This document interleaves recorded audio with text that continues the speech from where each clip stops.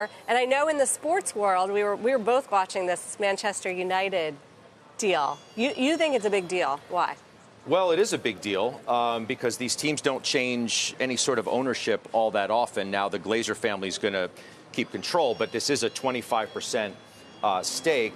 I just think it just underscores where valuations are going for the most valuable and important and iconic sports properties around the world.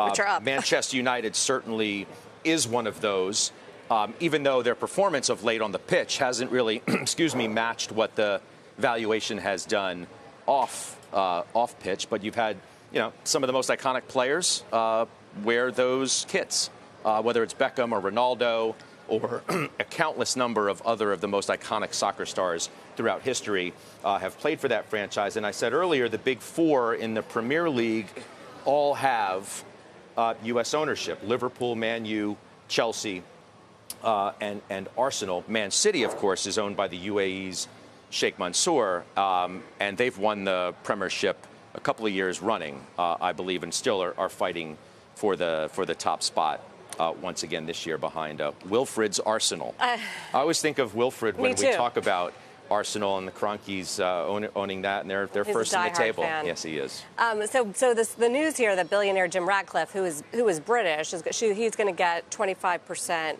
stake of the club, $33 a share on the public markets. The stock actually has been down this year because this has been a long, drawn-out process of a sale, and I think has been relatively disappointing from the original news that the Glazer family was going to put this team up for sale. The fact that they are still involved, I think people are probably not that thrilled about that, and that it's not a takeover of the team in a necessarily meaningful way. He's going to get 25% of the Glazer shares as well, and then 25% of the listed shares. He's going to invest $300 million into the club, going to get 2 board seats, but of course not full control here. And Sir Jim Ratcliffe is a minority owner of the Mercedes-Benz F1 team as well, in case you were wondering crossover. About that. But yeah, the valuations, I think, to your point overall, continue to just go up and sort of defy gravity on some of these teams. Yeah. Well, you'll have, also media rights, which, media's obviously have been in the news of late just because of merger speculation. But NBA rights deal is coming up.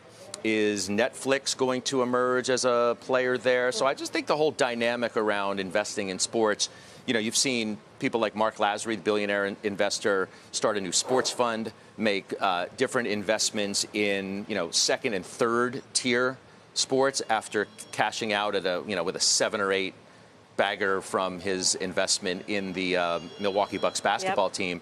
But, billionaires continue to look at sports as a place to make longer term investments. No question about it.